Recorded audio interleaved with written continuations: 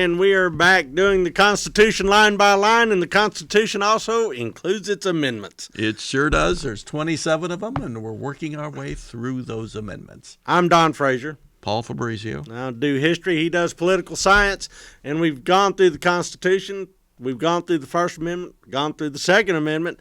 Now we're at the Third Amendment. You can count. I did.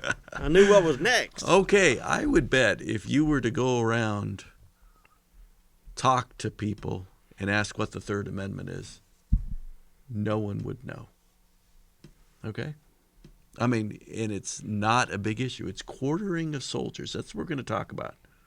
Okay? Who cares? Well, it could be a big deal, though. I've got some historical context for you. Yeah, exactly. And it turns out quartering of soldiers was an issue in the Declaration of Independence. One of the reasons we declared independence from the Brits was because of this very issue. Yeah, so it makes sense that it shows up. Yeah. And then once it was here, nobody cared. Oh, they should. Oh, they should. All right.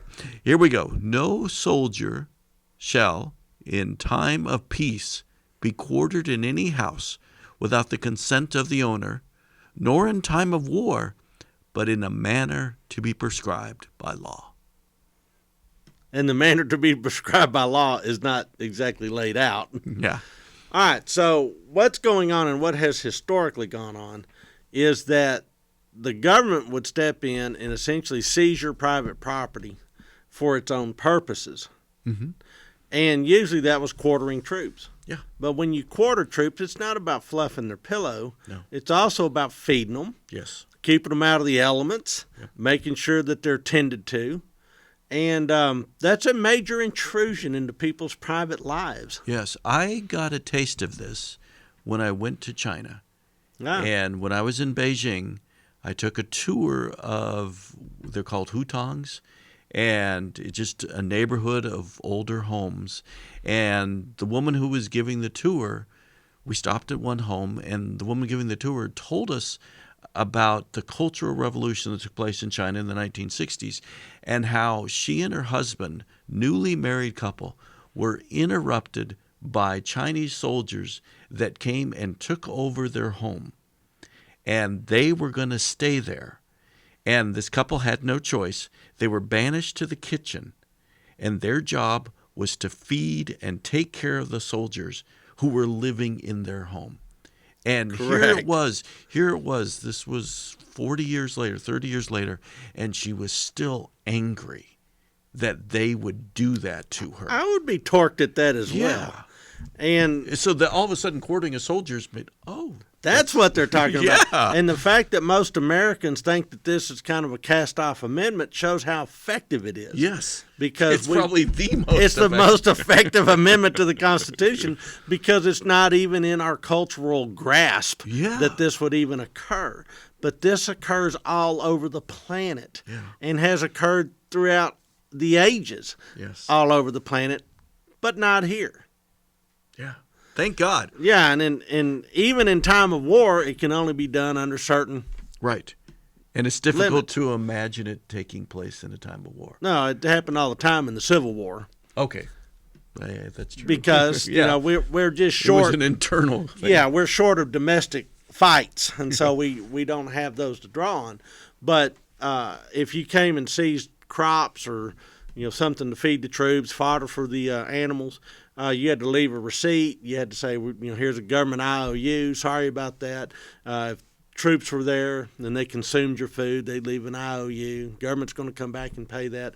So for years after the Civil War, there's claims against the federal government. Hey, you said you guys are going to make good on these debts. Now make good on these debts. Did they?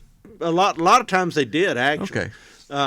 And a lot of times what happened was they were using the properties of declared rebels, but then the rebels get pardoned, and then the pardoned rebels try to come back and retroactively say, hey, now then, while we're talking about it, remember all those, truck crops that y'all ate and put on the table and consumed, and those sheep and hogs that y'all slaughtered?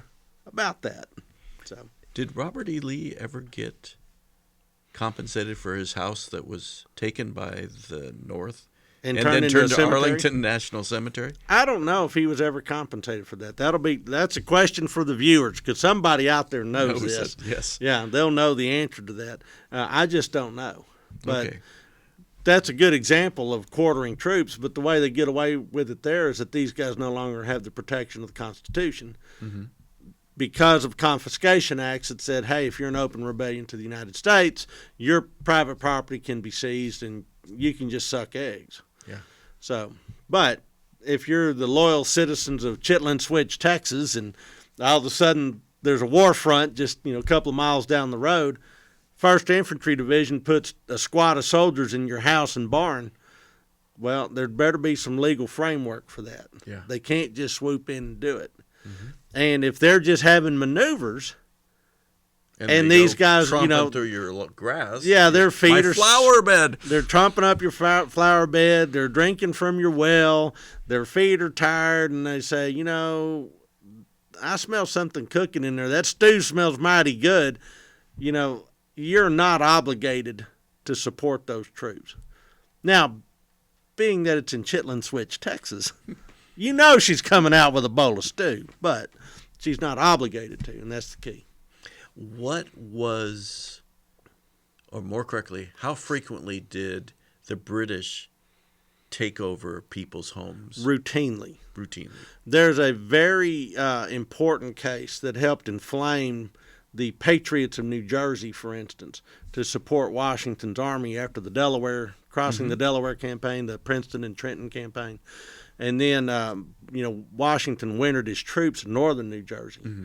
And New Jersey was trying to figure out how they were going to play this American Revolution, because the British were in New York, the Americans were in Philadelphia, and then up in northern New Jersey. Could the Americans pull this off? Because you don't want to choose unwisely. Mm-hmm. If you're supporting the rebels and the rebels all disappear, then you're toast. But the British were so abusive to the people of New Jersey that they started flipping them towards the rebels, the patriots, as we call them. In one particular case, a British officer was accused of raping a woman. Teenage girl.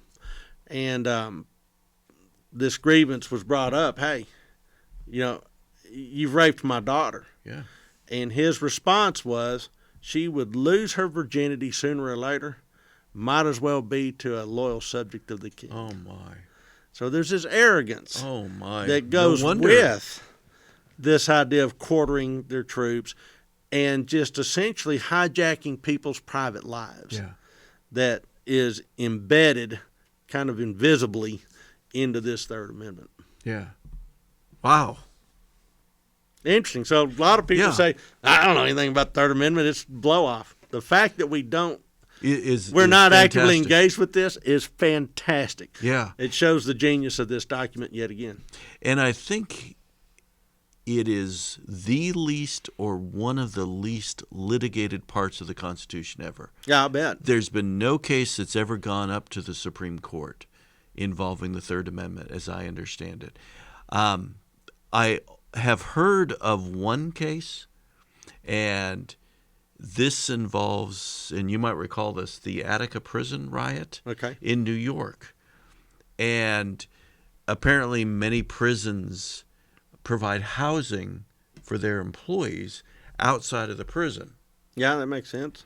And so when the riots took place at Attica, they brought in troops, state police. I don't know if they brought in actual National Guard or anything like that, but they brought in troops to the prison to help try to control it. They needed a place to stay.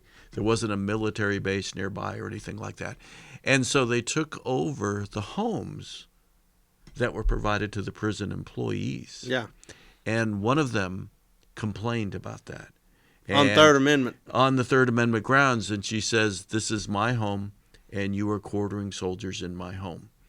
And that would be very quickly dismissed because it wasn't her home. Yeah, it was owned by the state. It was a state prison. So, but the advent of military bases really takes care of the situation in peacetime. Well, and the United States government, from the start, paid a lot of attention Yeah. to the logistics of an army. Yeah. Care, feeding, transportation, things like that. That's not true with our sister republic to the south, Mexico, for instance. So with them, they'd swoop in on your house and too bad. Yeah. And also, if you wanted to get fed, you'd better bring your wife.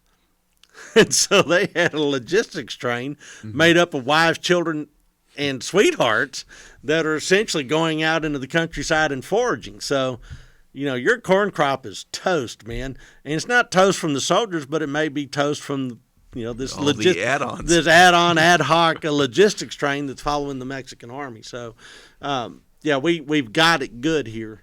Yeah. And we sometimes don't realize how good we got it. Yeah. So But this is a good example. Yeah, this is a historic amendment that, thank God, has no relevance to our life today. Yeah. For good historic reasons. Yeah, and let's hope it stays that way. Yeah, amen. All right, so that's our line. We'll pick it up with the Fourth Amendment next time. Oh, no.